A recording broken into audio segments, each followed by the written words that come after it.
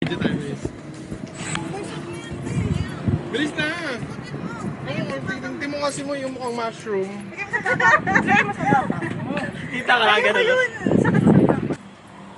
Good morning everyone. So today, naglalakad kami papunta sa entrance ng Mokong Gondola and later papunta sa Taipei Zoo. If napanood mo yung first, second, and third day namin, thank you so much. I do appreciate it. If hindi pa, link in description below. And to be completely honest, hindi ko naman talaga pinano na i-vlog yung 4 days trip namin dito sa Taiwan.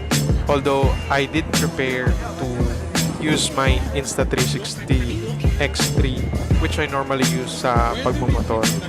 Gusto ko kasing i-try yung features ng camera. And of course, para din matuto. And eksakto, I did learn a lot with this trip.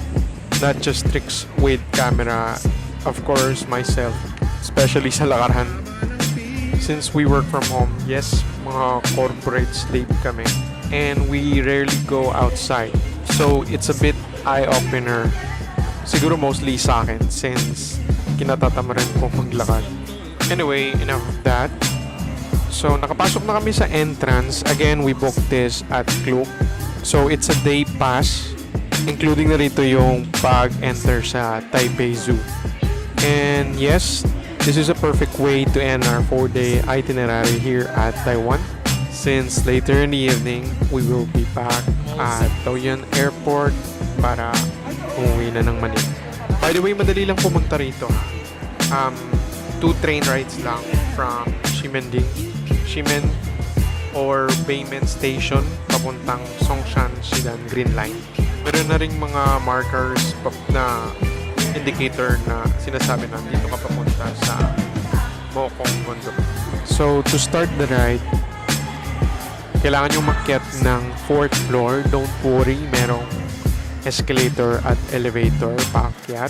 So, itong activity na to is pwede sa lahat. Pwede sa bata or senior citizen. Of course, including PWD. But with assistance. Since yung gondola mismo, hindi siya nag-i-stop. Nag-i-slow down lang siya. So, if naka-wheelchair, probably kailangan nilang itulak yung wheelchair na mas mabilis. And it would be challenging to do that. If DIY nyo to at hindi kayo nag-book sa Klook, you can still buy the tickets sa baba before the entrance. Then later present sa mga nag-assist. For us, since we book it in Klook, we receive a QR code sent to email. Then merong machine dun sa gilid bago kayo makapasok dun sa entrance sa 4th floor na magge-generate ng tickets. As you can see kanina, merong 2 lines. So the first line is para sa regular gondola. And the second one is para yung clear glass, kagaya nitong nakikita nyo sa video. Of course, medyo mas mahaba yung pila dun sa merong clear glass. One is mas konti sila at konti lang din yung pwedeng may sakay. So, maximum 5 person lang per gondola. Instead, nung sa regular na up to 8 persons. So, sa mga nakakilala sa akin, I'm not really a fan of rides, especially yung mga ganito, yung matataas na rides. Medyo kinakabahan pa nga ako pag pumunta sa mga matataas na building. But this ride in particular, I think the same with Singapore, yung gondola doon. Hindi naman siya talaga ganun nakakatakot. Sa umpisa lang. Yung feeling niya is parang sumasakay ka lang din ng Ferris wheel. Hindi siya ganun kabilis, hindi rin siya ganun kabagal. And you get the view of the place. Maganda kasi nga this gondola in particular dadaan siya sa bundok. So there's a lot of greenery and skyline which is maganda naman talaga.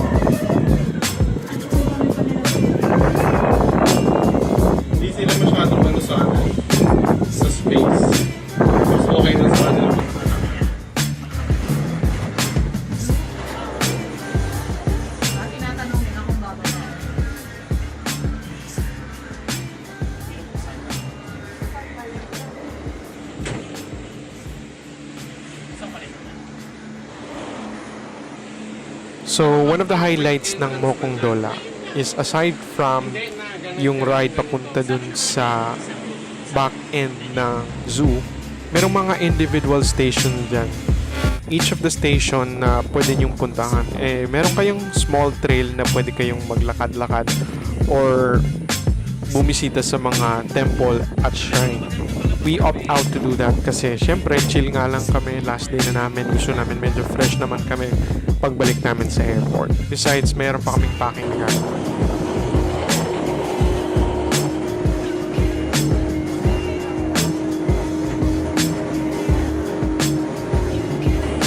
So unfortunately, nagamit ko na yung capacity ng SD cards na dala ko. By the way, tatlo yung dinala ko and around 500 each siya. And naubos ko siya within 4 days.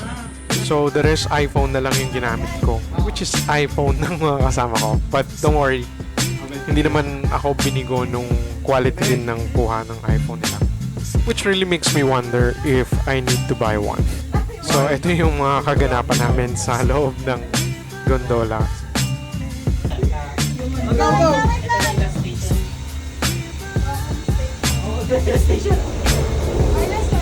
Last station na to. Uy! Karana mo ako na na. Tapos ganun mo yung kamay mo. Ay, tangin mo! Papunta na! Butik yan. So at the end of the ride, nandun yung Maokong Station. And the first thing that we'd like to try is this ice cream.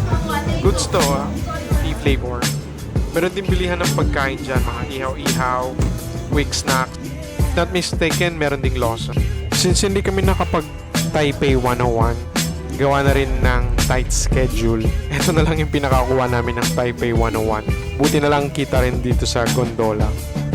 So pagkababa namin, pumunta na kami dun sa entrance ng Taipei Zoo.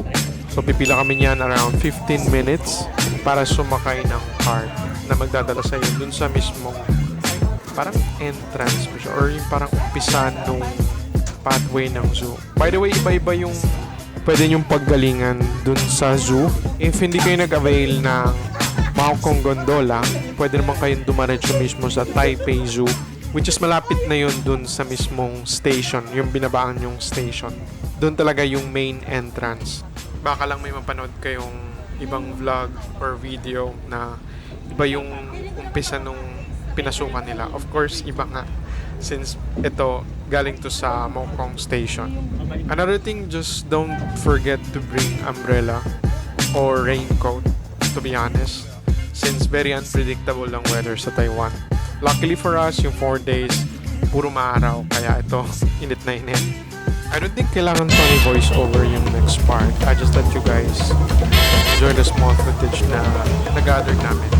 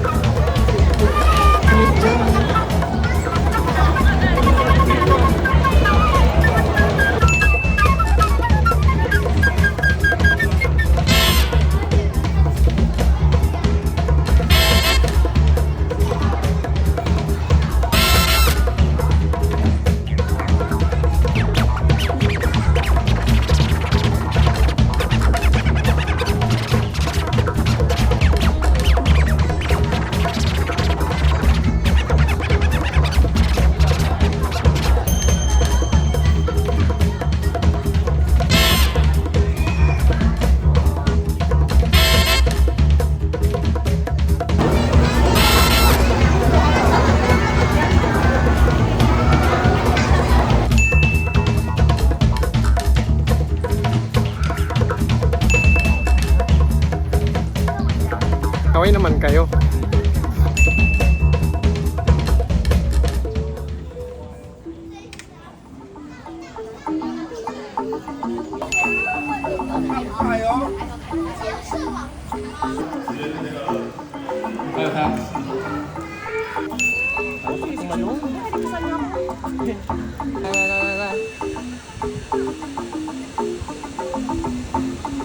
Oo, nabuhay.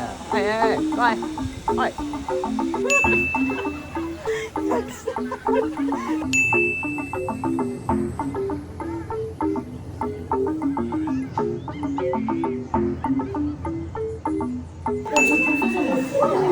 Hi!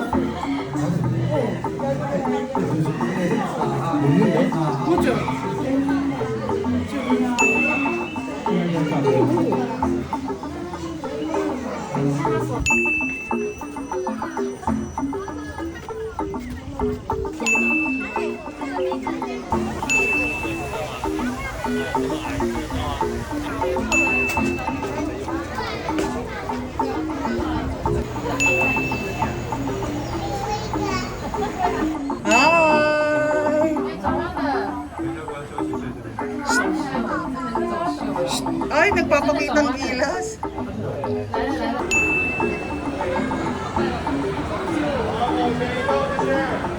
So after nito, dumaretso na kami agad pauwi since gutom na rin kami. Okay, so gusto ko lang isingit ito. Malapit na to sa Ximending, yung Matsuya. Japanese restaurant siya dito sa Taiwan. And hindi siya common knowledge sa mga bumibisita sa Taiwan. But I assure you, masarap talaga siya. Kita naman sa mga plato namin. Dito lang to sa Ximending area. Hanapin nyo na lang. Next, itong hybrid variety ng bitter melon. Unexpectedly masarap siya at kakaiba. So, please try. So, that's it guys. Thank you so much sa panonood. So, next naman is Vietnam manifesting. Hopefully, end of this year.